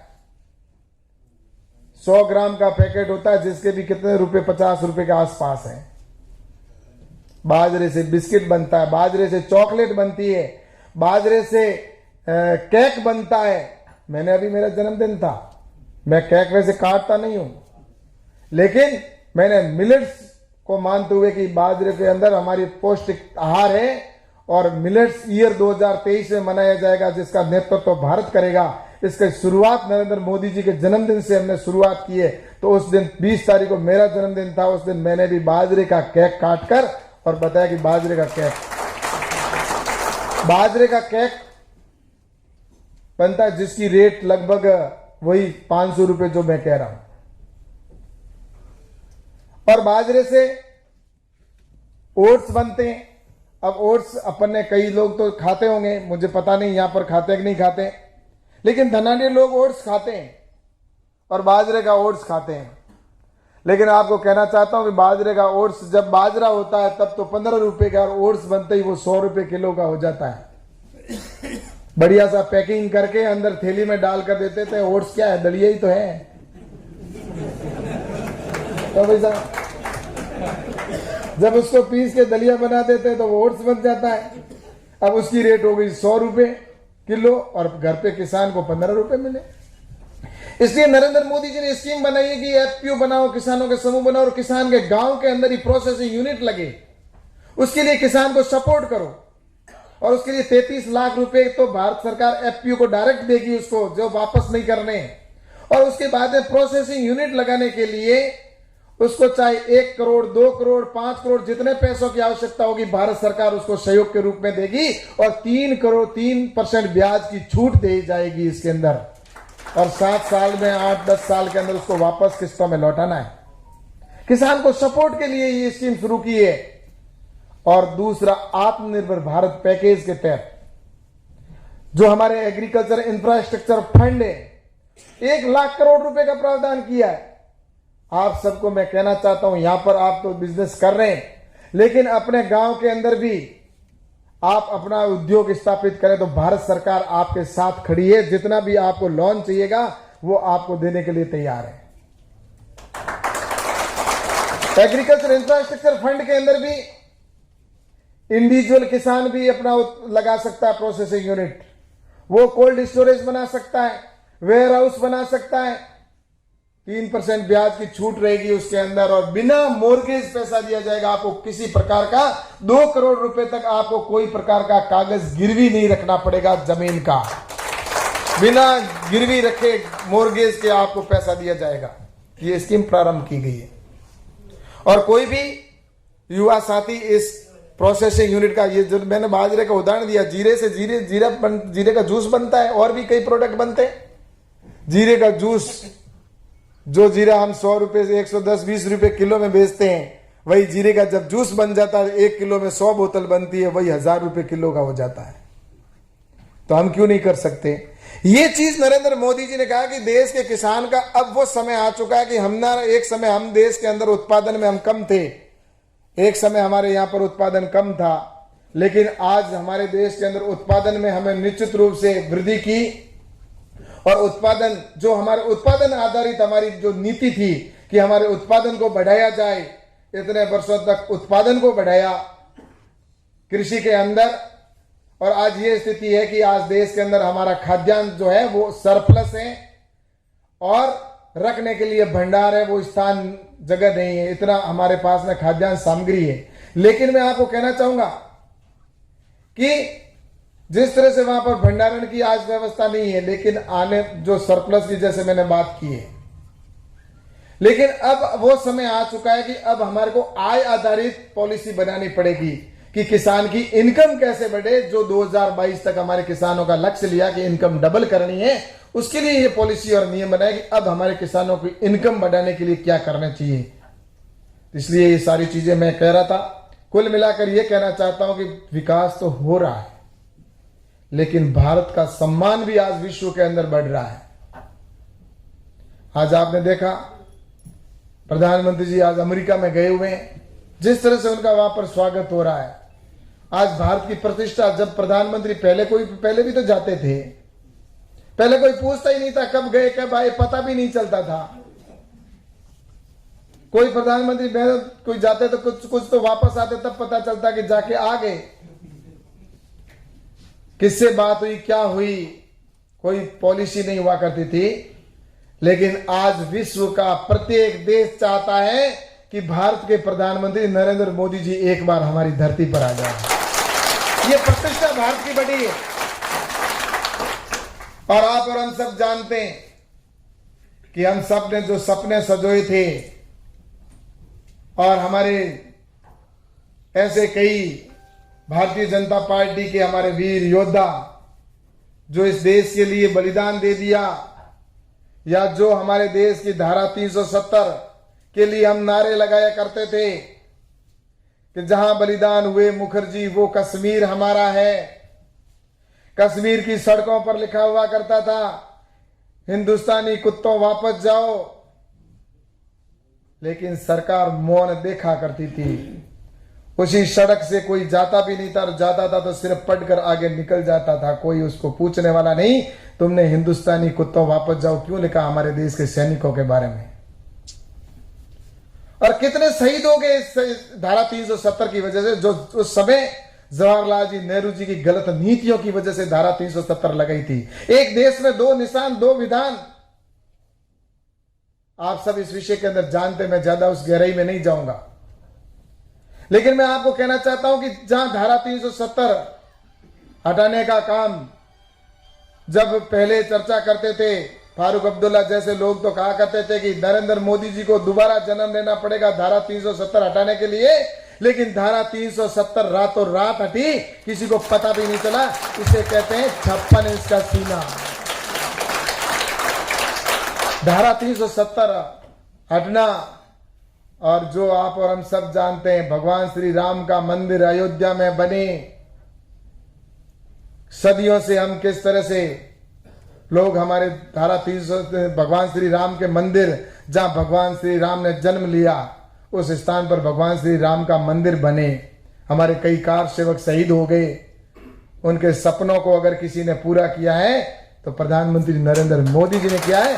अब भव्य मंदिर भगवान श्री राम का वहां पर बनेगा। सीए का कानून आया। पाकिस्तान, अफगानिस्तान और जो बांग्लादेश है, वहां जो हमारे अल्पसंख्यक भाई जिनको वहां पर यातनाएं दी जाती है, उनके वहां पर बहन बेटियों के साथ में गलत व्यवहार होता है, वो अपनी अस्मत और अपनी जान बचाकर जो हिंदुस्तान में आते हैं उनको नागरिकता देने का काम किया। चाहे महिलाओं के अंदर भी आपने देखा होगा कि 3 तलाक का विषय हो, ऐसे कई महत्वपूर्ण निर्णय लिए। और मैं आपको यह भी कहना चाहता हूं कि जब चुनाव आते थे तो उस समय विपक्ष के लोग ये तंज कसा करते थे कि भारतीय जनता पार्टी के लोगों को तो भगवान श्री राम और धारा 370 चुनाव के समय में याद आती है। लेकिन अब तो हमारा वो जो था, अब तो वो भी हो गया। धारा 370 और राम मंदिर हो गया। हमारा नारा जो था वो ही खत्म हो गया। क्यों भाई साहब, सही नहीं है ये काम? और अभी तो शुरुआत है मेरे भाइयों, अभी तो आगे आगे देखते जाओ। मोदी है तो मुमकिन है, जो आपके मन में बातें चल रही है वो भी पूरी होगी, चिंता ना करो। और मैं आपको ये इसलिए कह रहा हूं कि भारत का आज गर्व से सीना चौड़ा हो रहा है, और हर व्यक्ति का गर्व से सीना चौड़ा होता है। और जब विदेश के अंदर कोई व्यक्ति जाता था पहले, तब वो जाता था ना, तब कोई वहां का विदेश में अगर कोई उसको परिचय पूछता था, तब वो कहा करते थे कि कहां से आए हो, तो धीरे से बोलता है इंडिया से आया हूं। लेकिन अब कोई भी हिंदुस्तानी व्यक्ति अगर विदेश की धरती पर जाता है तो जब उसको पूछा जाता है कि कहां से आए हो, कि भारत से आया हूं, हिंदुस्तान से आया हूं, गर्व से कहता है। ये आज सम्मान बढ़ा। और मैं तो ये कहना चाहता हूं, देश के सैनिक का सम्मान नहीं था। आज देश का सैनिक जो बॉर्डर के ऊपर हम जो यहां पर चैन की नींद सोते हैं, तो उसके पीछे कारण है कि ले लद्दाख की चाहे ठंड हो, चाहे रेगिस्तान के अंदर तपती धूप हो, उस धूप के अंदर जो सैनिक बॉर्डर के ऊपर बैठा है, और जो वहां पर जो ठंड के अंदर बैठा किशन जो हमारा सैनिक है, उसकी बदौलत हम यहां पर नींद की चैन से सोते हैं। और सैनिकों को सम्मान नहीं दिया। भारत आजाद होने के बाद में आपको पता है कि जब अटल बिहारी जी वाजपेयी जी प्रधानमंत्री बने, उससे पहले तो देश के सैनिक का जो जब वो शहीद होता था तो उसका शरीर भी घर वालों को नहीं नसीब होता था। सिर्फ उसके कपड़े 5-6 महीने बाद में आते थे, और लोग कहते थे कि बेटा आ गया। उसके माँ बाप उसके इंतजार करते कब मेरा लाल आएगा, कब मेरा बेटा आएगा, मैं उसको देखूं। अंतिम दर्शन तो करना चाहते ही हैं, लेकिन उसका नहीं करवाते थे। लेकिन अटल बिहारी जी वाजपेयी जी ने पहली बार कारगिल युद्ध के अंदर शुरुआत की और आज देश के सैनिक का अंतिम संस्कार सम्मान पूर्वक और तिरंगे के अंदर विदाई की जाती है। देश के सैनिकों को भी लगता है कि वास्तव में हमारा सम्मान हो रहा है। आज 1 रैंक 1 पेंशन लागू की करने का काम किया गया और देश का सैनिक बॉर्डर के ऊपर होता था और जब सामने से कई बार पाकिस्तान से आतंकवादी आते थे, हमला करके चले जाते, भारत की सीमा में अंदर करके चले जाते, पाकिस्तान के सीज फायर को तोड़कर कभी भी गोलियां चला दिया करते थे, हमारे सैनिक को पकड़ कर लेके चले जाते थे, उसका सर कलम से काट दिया जाता, उसका गला काट कर, उसके नाक कान हाथ काट कर भेज दिए जाते थे। तोहफे के रूप में उनका शरीर है वो हिंदुस्तान की सेना को सुपुर्द कर दिया करते थे कि तुम्हारे सैनिक को पकड़ो। और अगर सामने कोई कार्रवाई करते थे तो उसके अंदर भी देश के सैनिक को इस बात की आजादी नहीं थी कि वो पाकिस्तान में तो उसके सामने गोली चला सके। उसके लिए भी उनको दिल्ली से परमिशन लेनी पड़ती थी और जब तक दिल्ली से परमिशन मिलती तब तक तो हमारे 2-4 सैनिक शहीद हो जाया करते थे और उसके बावजूद भी उनकी गोलियों का हिसाब पूछा जाता था। लेकिन नरेंद्र मोदी जी के प्रधानमंत्री बनने के बाद देश के सैनिकों को कहा कि जब सामने से दुश्मन की गोली आए उस समय कोई गोलियां गिनने की आवश्यकता नहीं है, जितने आए उतने उड़ा दो। सैनिक का मनोबल बढ़ाए देश के अंदर। और इतना ही नहीं, पहले तो सिर काट कर भेजा करते थे, अब आपको पता है ईंट का जवाब पत्थर से दिया जाता है और सर्जिकल स्ट्राइक करके पाकिस्तान की सीमा के अंदर घुसकर हम जवाब देते हैं। ये हमारा नया हिंदुस्तान है। और इसका उदाहरण इससे बड़ा क्या हो सकता है, जब अभिनंदन आप और हम सब जानते हैं पाकिस्तान की सीमा के अंदर चला गया और उस समय जब विमान क्रैश हुआ वहां जाकर जब वो वहां गिरते हैं और वहां जैसे ही गिरते हैं तो भारत माता की जय और वंदे मातरम के नारे लगाते हैं और वंदे मातरम और भारत माता की जय के नारे लगाते हैं, तब सामने कुछ लोग खड़े हैं, आवाज नहीं आती, तब वो समझ जाते हैं शायद मैं पाकिस्तान की सीमा के अंदर हूं। इसलिए मुझे कोई वापस सामने से जवाब नहीं आता है और वो खतरे को भांपते हुए पास के तालाब के अंदर जंप लगा देते हैं और वहां पर अपने सबूतों को नष्ट करने का काम करते हैं। उसी समय पाकिस्तान की सेना के लोग आते हैं और उनको जब गिरफ्तार करके लेके जाते हैं, उनको यातनाएं देने की प्रयास करते हैं, कोशिश करते हैं। उस समय पूरे देश के अंदर शौक की लहर छा जाती है और हर मीडिया के ऊपर एक ही चर्चा और हर व्यक्ति के मन में एक ही जहन में एक ही बात कि अब शायद अभिनंदन कभी वापस नहीं आएगा। अब हमारा अभिनंदन शायद ही वापस आए, इस बात का हर व्यक्ति के दिल में दर्द था। और ऐसे समय में प्रधानमंत्री माननीय नरेंद्र मोदी जी ने पाकिस्तान को ललकारते हुए कहा कि सुन ले पाकिस्तान, अगर मेरे अभिनंदन को 24 घंटे में वापस नहीं सौंपा तो नक्शे से गायब कर दूंगा, ध्यान रखना। और उसके बाद में 24 घंटे के अंदर हमारे अभिनंदन को सम्मान पूर्वक सौंपना पड़ा। इससे कहते हैं 56 इंच का सीना। अब हमारे देश का नेतृत्व ऐसे व्यक्ति के हाथ में, इसलिए हम सबको गर्व होता है और हम सबको इस बात का भी गर्व है कि हम एक राष्ट्रवादी विचारधारा की पार्टी के कार्यकर्ता हैं, जिसका उद्देश्य सिर्फ भारत माता को परम वैभव तक पहुंचाना है।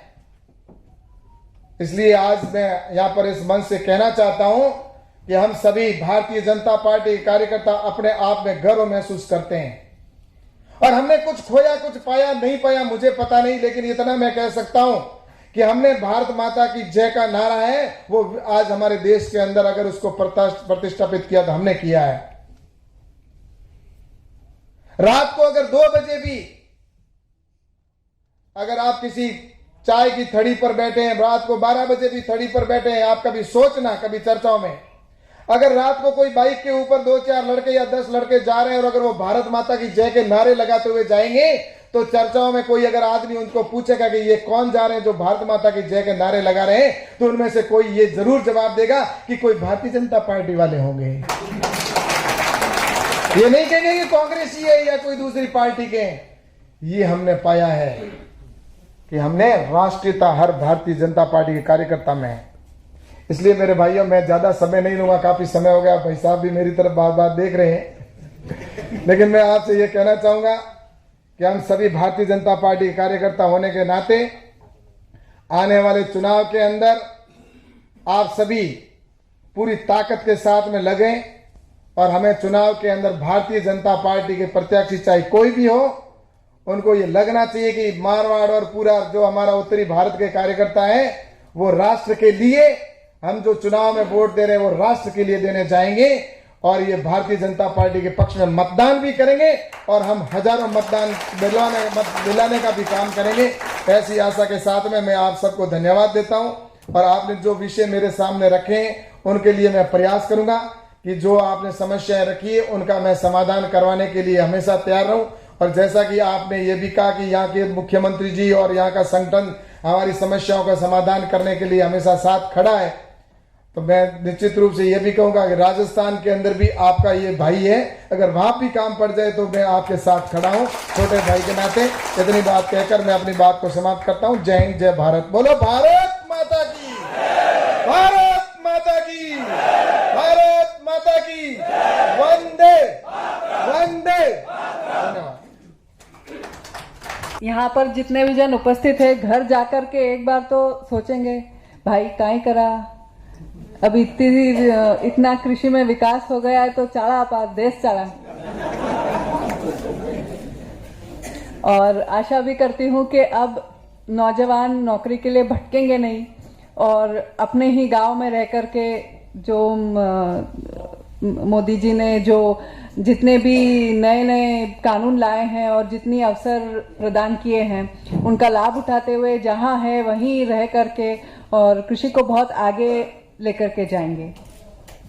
अब मैं आदरणीय संगठन मंत्री श्री सतीश जी ढोंड जी से निवेदन करूंगी कि वे 2 शब्द कहें। सबसे निचले वाला जो आदमी है उसका कल्याण, और आज हमारे नरेंद्र भाई मोदी कह रहे हैं कि गरीब कल्याण। ये अंत्योदय यानी 8 करोड़ जो है हम जो शौचालय देते हैं वही अंत्योदय है।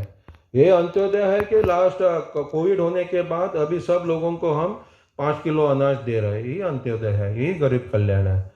इस प्रकार का कार्यक्रम करने वाली भारतीय जनता पार्टी का शासन केंद्र में भी है, गोवा में भी है। कोविड की इतनी महामारी होने के बाद भी, पैसा न होने के बाद भी आज हमारी गोवा की सरकार जिन लोगों के घर में मृत्यु हो गई ये सब लोगों को 2 लाख रुपए हम दे रहे हैं। जिनके घर में व्यवसाय नहीं है, जो लोग काम करते थे, छोटे छोटे व्यवसाय करते थे, टैक्सी ड्राइवर थे, मोटरसाइकिल चलाते थे, चर्मकार थे, छोटा छोटा काम करते थे, ये सब लोगों को एक छोटा फॉर्म है, उसका सेल्फ डिक्लेरेशन है, उसका कोई अटेस्टेशन नहीं, कुछ नहीं, सेल्फ डिक्लेरेशन करना है। 5,000 रुपये सरकार दे रही है। हम 50,000 लोगों को 5,000 रुपया देंगे और जितने 3,000 लोगों का मृत्यु होगा सब लोगों को 2 लाख रुपया देंगे। यही गरीब कल्याण है, यही हमारी परंपरा है, यही अंत्योदय ने हमको, यही हमारे भारतीय जनसंघ ने, यही भारतीय जनता पार्टी ने, जिस प्रकार से मंत्री जी ने कहा कि मोटरसाइकिल से जाकर भारत माता की जय कहा तो लोग कहेंगे ये भारतीय जनता पार्टी वाले हैं।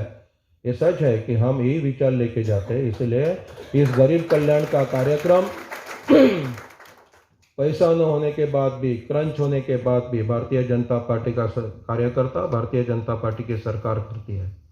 मुझे लगता है कि इस विचारधारा के साथ हम सब रहने चाहिए। इस विचारधारा को जहां हम रहते हैं उस भाग में, उस 4-5 घरों के अगल बगल में पुष्ट करना चाहिए, लोगों के साथ बात करनी चाहिए। अंतिमतः राजनीति क्या होती है? राजनीति एक दूसरे से बात करना यही होती है। मेरा विचार दूसरे के मन में डालना, यही राजनीति है। आप जिस भाग में रहते हैं उस भाग में आजू बाजू के 10-15 घरों में आप यदि भारतीय जनता पार्टी का विचार यदि हम प्रस्तापित कर सकते, यही राजनीति है, यही भारतीय जनता पार्टी को परिपुष्ट करेगी। मुझे आपसे यही आशा है, हम सब लोग मिलके, हम सब कार्यकर्ता मिलके भारतीय जनता पार्टी को इस गोवा में आगे बढ़ाएंगे। जय जो है हमें बहुत ये है, हम परमेश्वर की, हम पहले से हम परमेश्वर का हमको आशीर्वाद प्राप्त है, क्योंकि हम उसका ही काम करते हैं, ऐसा हमारा काम, ये हमारी भावना है। हम कोई अलग काम नहीं करते, हम उसका ही काम करते हैं, और जो परमेश्वर का काम करता है उसको जय प्राप्त होता है। मुझे पूर्ण ये है, हमारे पूरे सब कार्यकर्ताओं के मन में हमने यही डाला है कि हम परमेश्वर का काम करेंगे तो जय प्राप्त होगा, और गोवा में भी हमारी सरकार आएगी और हम सब कार्यकर्ता मिलकर इस सरकार के साथ जो हम काम कर रहे हैं ऐसा ही हम काम करेंगे, और फिर से गोवा में 2022 साल में फिर से गोवा में भारतीय जनता पार्टी की सरकार लाएंगे। नमस्कार।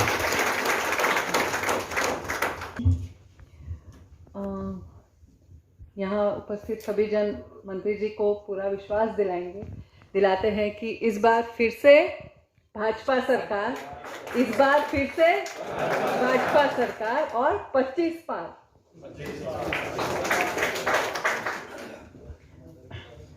जब बात आती है नरेंद्र मोदी जी की तो बिल्कुल समय हो गया है, पर थोड़ा सा मैं भी अपने भाव रखना चाहूँगी कि आज नमन करती हूँ उस माँ को जिसने भारत को ऐसा लाल दिया, हर भारतवासी का जिसने सोया स्वाभिमान जगा दिया। फिर देखने लगे हैं नैन स्वप्न खुशहाल राम राज्य के, फिर देखने लगे हैं नैन स्वप्न खुशहाल राम राज्य के, गुणगान कर रहा सारा जग जब से आत्मनिर्भर भारत के, सेना में भरकर नया। कल पेपर में ऐसा आ गया ना तो लोग समझे कहाँ से आया।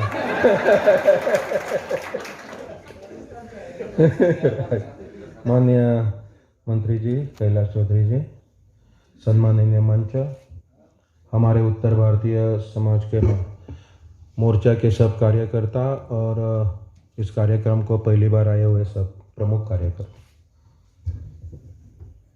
जो one pension, one rank, one pension की बात आपने कही, उसको प्रत्यक्ष रूप में रहने वाले हमारे गोवा के रक्षा मंत्री हमारे मनोहर पर्रिकर जी को हमें बहुत गर्व है कि हमारे यहाँ के माननीय मुख्यमंत्री थे और बाद में इस देश के रक्षा मंत्री बने, और जो बहुत साल से पेंडिंग इस सैनिकों का जो सवये था, प्रॉब्लम था, वो पूरा सॉल्व करने का काम हमारे पंतप्रधान नरेंद्र भाई मोदी के साथ मनोहर भाई ने भी किया। बात चली थी राम जन्मभूमि की, मन में आगे क्या है ये सब हमारे मन में है, पर गोवा में अब एक अजीब बात चल रही है। जो लोगों ने राम का नाम लेना भी भूल गए थे, राम एक फिक्शन है, राम कहाँ है, इसे पूछने वाले लोगों के पार्टी के बहुत बड़े बड़े नेता गोवा में अभी आ रहे हैं और मंदिरों में भटक रहे हैं।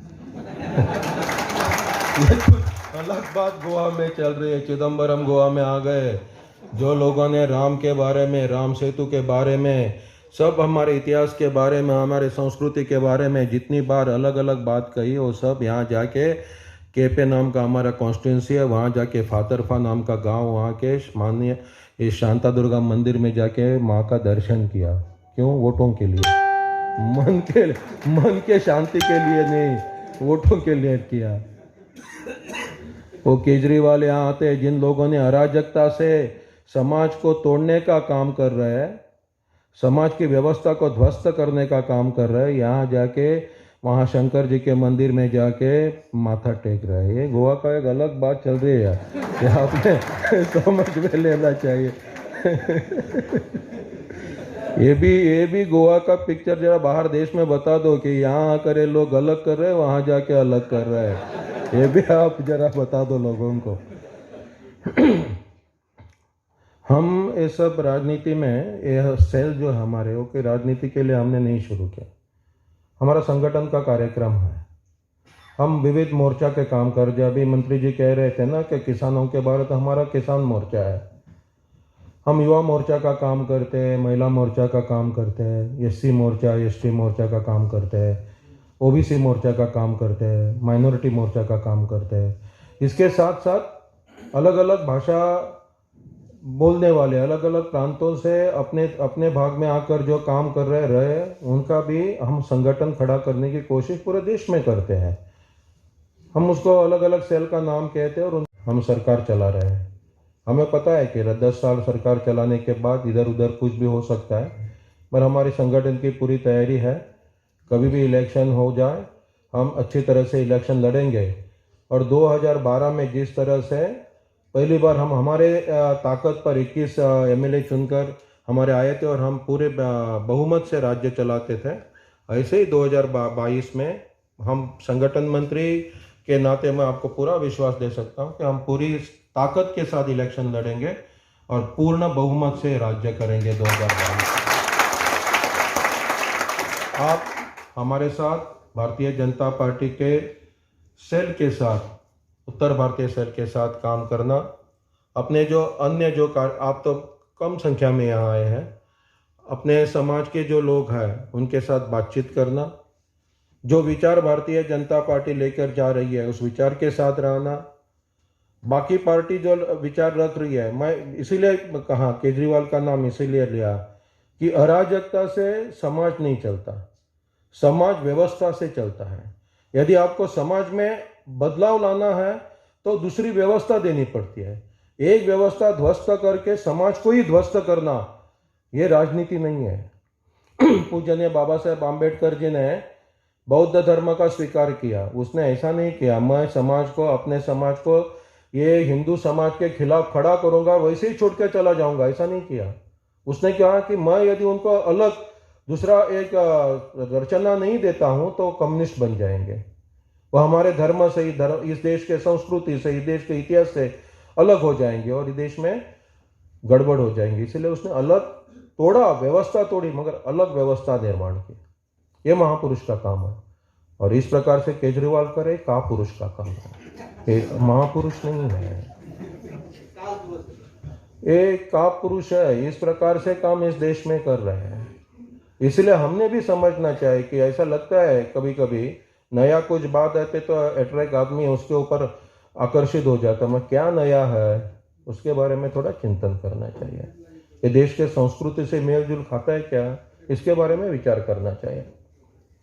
आज भी कल हमारे दीनदयाल उपाध्याय जी का, जिनने जनसंघ की नींव रखी, उनका जन्मदिन है। आज माननीय मंत्री जी, हमारे केंद्र के नरेंद्र भाई मोदी, हमारे माननीय पंतप्रधान, किसान के लिए जितना सब काम किया, गरीब कल्याण काम किया, इसका पूरा तत्व के साथ जिसने विवरण किया है, एकात्म मानववाद, अंत्योदय, ये सब पंडित दीनदयाल उपाध्याय जी ने किया। उनका कल जन्मदिन है। हम सबको हमारे कार्यालय में सुबह 11-10 बजे कार्यक्रम भी है, सब कार्यकर्ता उधर आए। हमारे माननीय प्रदेश अध्यक्ष जी भी हमारे कार्यालय में रहेंगे और जो तत्व रखा उस तत्व का अनफोल्डमेंट जो है वो गरीब कल्याण है। निरंतर ये गतिविधि है, संगठन की गतिविधि है। हम उत्तर भारतीय सेल का काम गोवा में शुरू किया, वैसे ही कल यहाँ हमारे यहाँ दक्षिण भारत के कार्यकर्ताओं का भी सम्मेलन है और ये पहली बार नहीं हो रहा है, इसके पहले भी हमने प्रयास किया था। इस बार थोड़ा अच्छा, कभी कभी ये सेल चलाने वाला नेतृत्व अच्छा मिलता है तो काम अच्छा चलता है, नेतृत्व करने वाला कार्यकर्ता थोड़ा ढीला मिल गया तो उसका काम ढीला हो जाता है। इस बार हमारा अच्छा है कि थोड़े अच्छे कार्यकर्ता मिले हैं तो काम अच्छा चल रहा है। तो किसी के मन में ऐसा यदि आ गया कि नहीं ये सब इलेक्शन के लिए चलो, तो ये हमारी संगठन की गतिविधि है, ऐसा इलेक्शन से कोई संबंध नहीं है। इलेक्शन आता है जाता है, कोई पार्टी जीतेगा कोई पार्टी हारेगी, हमारा काम तो संगठन काम ऐसा ही चलता। हम लोगों को इकट्ठा करना, लोगों के साथ बातचीत करना, लोगों को राष्ट्रीय विचारों के लिए प्रेरित करना और उनको काम में लगाना, ये हमारी परंपरा है। ये हम बहुत बरसों से ये काम करते आए हैं, ऐसा हम गोवा में काम कर रहे हैं। अभी गोवा में इलेक्शन का माहौल है, 4 महीने में इलेक्शन होने वाली है, फरवरी 15 तक इलेक्शन हो जाएगी। दिसंबर तक इलेक्शन का पूरा सब नाटक, आप मुझे लगता है आप सब इंग्लिश पेपर पढ़ते हैं, गोवा में इतने साल रहते तो कोंकणी तो जानते होंगे और मराठी पेपर भी पढ़ते होंगे। तो इन दिनों में पेपर में आपने पहला पान यदि निकाला तो पूरा राजनीति रहती है और कुछ नहीं रहता है। और 50-80% राजनीति का न्यूज़ जो तो भारतीय जनता पार्टी के खिलाफ ही आ रहा है, क्योंकि सभी जगह पेपर का स्पेस जो है खरीदा हुआ है। भारतीय जनता पार्टी हम खरीदी नहीं करते, हम प्रोग्राम करते। इसका इतना बड़ा अभी ये जो आपने यहाँ कार्यक्रम किया, इसका यदि अन्य राजकीय पक्ष पार्टी का यदि कार्यक्रम होता ना तो उसका कल पूरा सब इतना विवरण आ जाता, फोटो आ जाते, सब कुछ आता। मुझे पता नहीं कल कितना आ जाएगा, इतना कोने में इतना छोटा आ जाएगा क्योंकि हम स्पेस परचेज नहीं करते और उसके ऊपर स्पेस के ऊपर अपनी बात में उधर जाकर नहीं लगाते हैं, हमारी उसमें कोई रुचि नहीं है। मगर ये चल रहा है गोवा में, आप सब लोग यहाँ रहते हैं, आपने भी थोड़ा विचार करना चाहिए कि जिस प्रकार से गोवा की राजनीति चल रही है, भारतीय जनता निरंतर यह गतिविधि है, संगठन की गतिविधि है। हम उत्तर भारतीय सेल का काम गोवा में शुरू किया, वैसे ही कल हमारे यहाँ दक्षिण भारत के कार्यकर्ताओं का भी सम्मेलन है और ये पहली बार नहीं हो रहा है, इसके पहले भी हमने प्रयास किया था। इस बार थोड़ा अच्छा, कभी कभी ये सेल चलाने वाला नेतृत्व अच्छा मिलता है तो काम अच्छा चलता है, नेतृत्व करने वाला कार्यकर्ता थोड़ा ढीला मिल गया तो उसका काम ढीला हो जाता है। इस बार हमारा अच्छा है कि थोड़े अच्छे कार्यकर्ता मिले हैं तो काम अच्छा चल रहा है। तो किसी के मन में ऐसा यदि आ गया कि नहीं ये सब इलेक्शन के लिए चलो, तो ये हमारी संगठन की गतिविधि है, ऐसा इलेक्शन से कोई संबंध नहीं है। इलेक्शन आता है जाता है, कोई पार्टी जीतेगा कोई पार्टी हारेगी, हमारा काम तो संगठन काम ऐसा ही चलता है। हम लोगों को इकट्ठा करना, लोगों के साथ बातचीत करना, लोगों को राष्ट्रीय विचारों के लिए प्रेरित करना और उनको काम में लगाना, ये हमारी परंपरा है। ये हम बहुत बरसों से ये काम करते आए हैं, ऐसा हम गोवा में काम कर रहे हैं। अभी गोवा में इलेक्शन का माहौल है, 4 महीने में इलेक्शन होने वाली है, फरवरी 15 तक इलेक्शन हो जाएगी दिसंबर तक इलेक्शन का पूरा सब नाटक। आप मुझे लगता है आप सब इंग्लिश पेपर पढ़ते हैं, गोवा में इतने साल रहते तो कोंकणी तो जानते होंगे और मराठी पेपर भी पढ़ते होंगे। तो इन दिनों में पेपर में आपने पहला पान यदि निकाला तो पूरा राजनीति रहती है और कुछ नहीं रहता है। और 50-80% राजनीति का न्यूज़ जो तो भारतीय जनता पार्टी के खिलाफ ही आ रहा है, क्योंकि सभी जगह पेपर का स्पेस जो खरीदा हुआ है। भारतीय जनता पार्टी हम खरीदी नहीं करते, हम प्रोग्राम करते। इसका इतना बड़ा अभी ये जो आपने यहाँ कार्यक्रम किया, इसका यदि अन्य राजकीय पक्ष पार्टी का यदि कार्यक्रम होता ना तो उसका कल पूरा सब इतना विवरण आ जाता, फोटो आ जाते, सब कुछ आता। मुझे पता नहीं कल कितना आ जाएगा इतना कोने में इतना छोटा आ जाएगा क्योंकि हम स्पेस परचेज नहीं करते और उसके ऊपर स्पेस के ऊपर अपनी बात में उधर जाकर नहीं लगाते हैं, हमारी उसमें कोई रुचि नहीं है।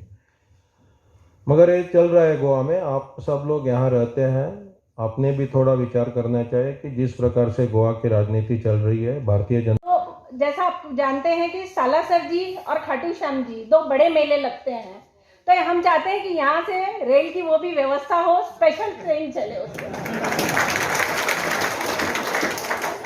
सभी का बहुत बहुत धन्यवाद, नमस्कार सब।